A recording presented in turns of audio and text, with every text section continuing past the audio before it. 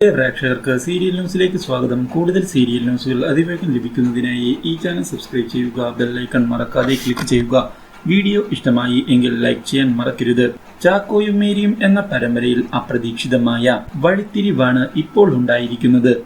കുര്യച്ചൻ സാന്ദ്രയെ ചെന്ന് കണ്ട് എത്രയും പെട്ടെന്ന് തന്നെ ചാക്കോയുടെ DNA ടെസ്റ്റ് നടത്തുന്നതിന് വേണ്ടിയുള്ള കാര്യങ്ങൾ നടത്തണമെന്ന് അപേക്ഷിക്കുന്നു. ഈ കാര്യം അറിയുന്നത് സാന്ദ്രയെ ഞെട്ടിച്ചതിനെ തുടർന്ന് സാന്ദ്രയോട് താൻ ഇത് ഒറ്റയ്ക്ക് വിചാരിച്ചാൽ നടക്കുന്ന കാര്യമല്ല എന്ന് തുറന്നു സമ്മതിക്കുന്ന കുര്യച്ചൻ അതിനായി രാജലക്ഷ്മി തന്നെ മുന്നിലേക്ക് കടന്നു വന്നേ മതിയാകൂ എന്നും അതിനായി സാന്ദ്ര ഇടപെടണം എന്നും അഭ്യർത്ഥിക്കുന്നു. തന്റെ മകന്റെ കാര്യത്തിലുള്ള സത്യാവസ്ഥ അറിയാൻ തനിക്ക് വളരെയധികം ആഗ്രഹമുണ്ട് എന്നും അതുകൊണ്ട് മാത്രമാണ് താനിപ്പോൾ ഇവിടെ വന്ന് ഇങ്ങനെ സംസാരിക്കുന്നത് എന്നും കുര്യച്ചൻ പറഞ്ഞതിനെ തുടർന്ന് കുര്യച്ചൻ പറഞ്ഞതിൽ കാര്യമുണ്ട് എന്നുള്ള തോന്നൽ സാന്ദ്രയ്ക്കും ഉണ്ടാകുന്നു. എന്നാൽ നീലാംബരിക്ക് കുര്യച്ചൻ വന്നത് വളരെയധികം സന്തോഷം നൽകുന്ന കാര്യമാവുകയും ചാക്കോച്ചന്റെ കാര്യത്തിലുള്ള സാന്ദ്രയുടെ മനോഭാവം ഇനിയെങ്കിലും മാറും എന്ന് നീലാംബരി വിശ്വസിക്കുകയും ചെയ്യുന്നു. ഇതേ തുടർന്ന് നീലാംബരി സാന്ദ്രയുടെ അടുത്തേക്ക് ചെല്ലുകയും സാന്ദ്രയോട് ഇപ്പോൾ എന്തെങ്കിലും മാറ്റം ഉണ്ടാകുമോ എന്ന് ചോദിച്ചതിനെ തുടർന്ന് താൻ ഈ കാര്യം എന്തായാലും രാജലക്ഷ്മിയുമായി സംസാരിക്കട്ടെ എന്നും രാജലക്ഷ്മി ഈ കാര്യങ്ങളെല്ലാം എല്ലാവർക്കും മുൻപാകെ വിളിച്ചു പറയാൻ തയ്യാറാകുമോ എന്നുള്ള കാര്യമാണ് അറിയേണ്ടത് എന്നും വീട്ടിലുള്ള എല്ലാവർക്കും ഒരു വിധത്തിൽ ഈ കാര്യങ്ങൾ അറിയാമെങ്കിലും പക്ഷെ നാട്ടുകാരുടെ മുൻപിലേക്ക് വരുമ്പോൾ കാര്യങ്ങൾ അത്ര എളുപ്പമായിരിക്കുകയില്ല എന്ന് തുറന്നു പറയുകയും ചെയ്യുന്നു.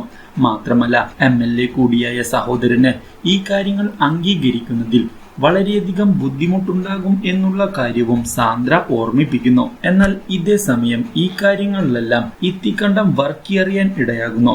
സേവ്യറും സണ്ണിയും തമ്മിലുള്ള പ്രശ്നങ്ങൾ വഷളാവുകയാണ് എന്നുള്ള കാര്യവും തിരിച്ചറിയുന്ന ഇത്തിക്കണ്ടം വർക്കി ഇരുവരെയും കാണുന്നതിനായി വിളിപ്പിച്ചതിനെ തുടർന്ന് ഇത്തിക്കണ്ടം വർക്കിയെ കാണുന്നതിനായി സണ്ണിയും സേവ്യറും എത്തിച്ചേരുന്നു.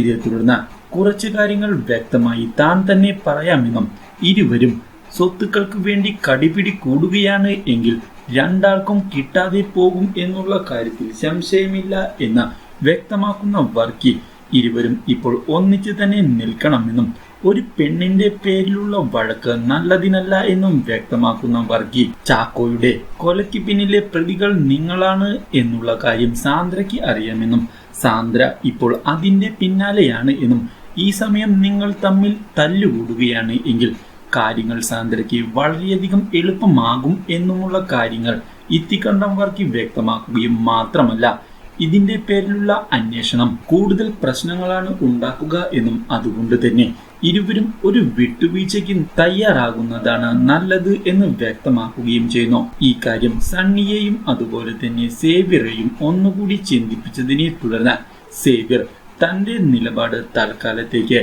മയപ്പെടുത്തുന്നതിനായി തയ്യാറാകുന്നു. ഈ കാര്യം അറിയുന്നത് സണ്ണിയെയും സംതൃപ്തനാക്കുന്നു. Do like, share and subscribe.